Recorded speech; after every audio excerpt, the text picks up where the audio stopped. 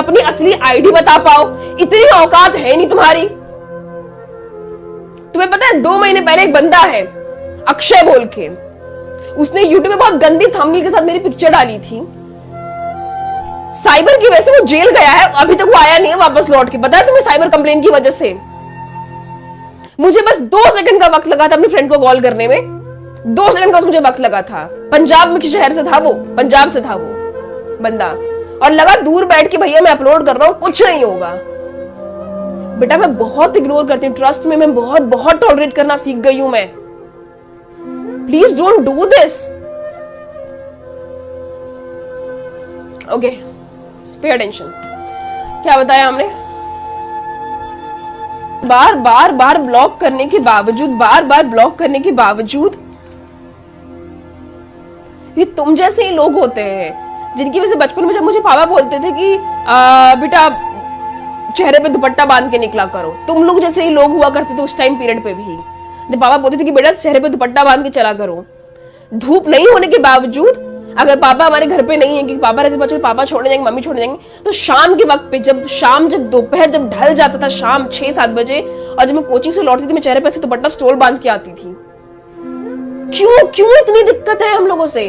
पता है एक टाइम ऐसा आया था कि जब मैं डिप्रेशन में जाने वाली थी और मैंने रोते हुए ये कहा था, आई वाज जस्ट 12 और 13 ईयर्स ओल्ड, जब मैंने ये कहा था कि मैं क्या करूं, मैं चेहरे पे काजल लगा लूं क्या पूरे चेहरे पे, मैं क्या करूं? अभी लोग कहेंगे मैं बाल खुले रखे, अरे बाल बांध दूंगी तब भी कमेंट करोगे। छोटी बच्ची है उसको भी देख के कमेंट करोगे। अरे अपने अंदर शर्म लाओ थोड़ा सा।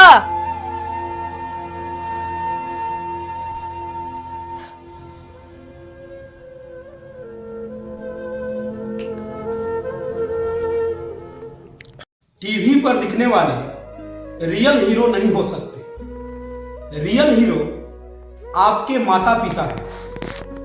दोस्तों, यदि आप माता पिता का इज्जत करते हैं, उनकी पूजा करते हैं, उनको आप सुखी रखते हैं, तभी आप एक सफल और अच्छे पुत्र कहलाने के योग्य हैं। मां का मतलब ही होता है ममता की मूरत। यदि आप पूजा पाठ करते हैं, कथा सुनते हैं, यह अच्छी बात है, लेकिन हो सकता है कि आप पूजा पाठ करते हो, कथा सुनते हो, तो आपकी ईश्वर सुने या न सुने, लेकिन मैं यह गारंटी देता हूं कि जिस दिन से आप माता पिता की पूजा करना स्टार्ट कर दिए, तो पक्का है कि ईश्वर आपकी सुनेंगे। इसीलिए दोस्तों,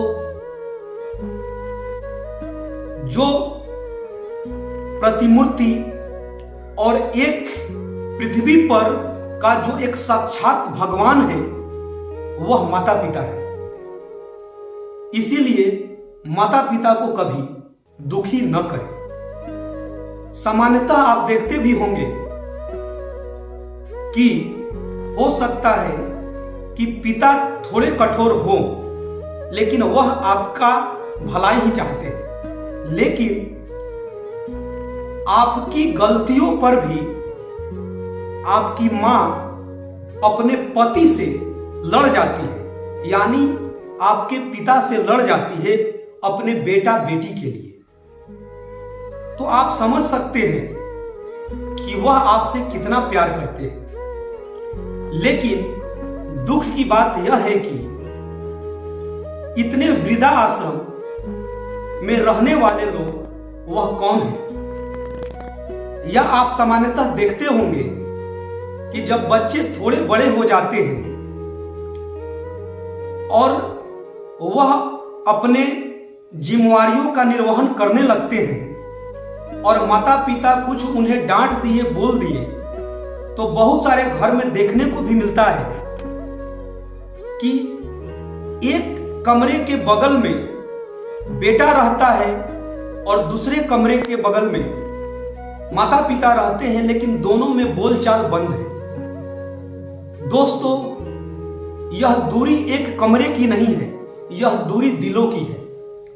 और दिलों की दूरी इतनी बड़ी दूरी होती है, और खास करके माता पिता से दिलों की दूरी को यदि बच्चा वैसा करता है तो उसे ईश्वर भी माफ नहीं कर पाते हैं। और आप कितना या कितने भी अधिक मंदिर में जाइए, मस्जिद में जाइए, या किसी भी धर्म के पूजा पाठ आप कीजिए, लेकिन यदि आप माता पिता को दुखी करते हैं और वह आपसे दुखी हैं, तो कभी भी ईश्वर आपका सुनेगा नहीं। ईश्वर उन्हीं का सुनते हैं जो माता पिता की पूजा करते हैं।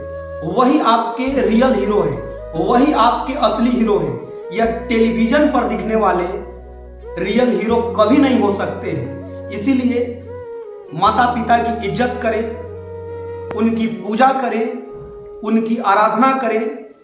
ईश्वर आपकी सुनेंगे और आपकी सारी मनोकामनाएं पूर्ण करेंगे। तो मैं लास्ट में यही कहूंगा कि एक ऐसे पुत्र बनने की कोशिश कीजिए कि आपको जुगों जुगों तक मिसाल दिया जाए। और फिर से मैं लास्ट में यही बोल रहा हूं कि इस पृथ्वी पर साक्षात भगवान है माता पिता। धन्यवाद। आपको हम आज एक क्लास का वीडियो दिखाते हैं। क्लास में लड़के कैसे बैठे रहते हैं। क्लास में थोड़ा भी जगह नहीं बच पाता है, 5-5 हॉल है, पांचों का पांचों भरा रहता है। अब क्लास देखिएगा तो फिर बैठने का जगह नहीं मिलता है, जमीन पे ही बैठे रहते हैं। देखिए बॉयज लोग जो एडमिशन का स्थिति, जिन लोगों को लगता है कि पटना में आके पढ़ेंगे, जरा पटना के लड़कों लोग का स्थिति देखिए। यहाँ लड़की सबको भी बेचारी सबको बैठने का जगह नहीं है।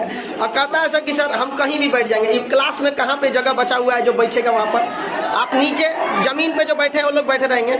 लड़का कहता है कि हम नीचे भी बैठ जाएंगे। अब ये हॉल नंबर 1 की स्थिति है। अब ये देखिए जो कहते हैं नीचे बैठ जाएंगे, ये बेचारे सब नीचे को देखिए। ये जमीन पे जगह कहाँ है?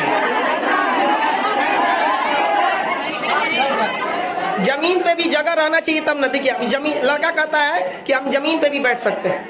अब इसलिए बाबू लोग हम लोग को बहुत मजबूरी में कहना पड़ता है। अब कहता है सब कि हम बाहर सीढ़ी पे बैठ के पढ़ जाएंगे। देखो सीढ़ी पे भी जगह रहना चाहिए तब तो। ये ऊंचाई दीवार पे बैठ के पढ़ रहा है। ये